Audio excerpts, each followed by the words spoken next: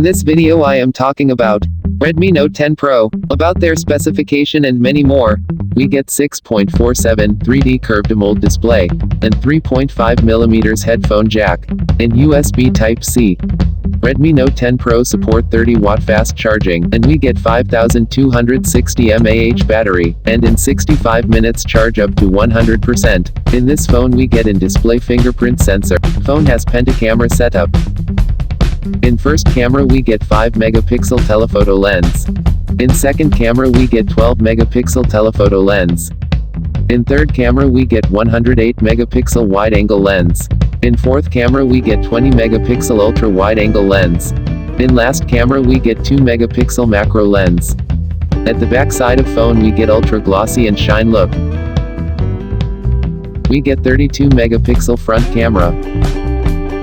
In this phone we get 8GB RAM, and 256GB internal storage. Expected price of Redmi Note 10 Pro is Rs 51,000. Like the video and subscribe to Techkarsh channel for latest update. Follow Techkarsh team on Instagram to get latest tech news.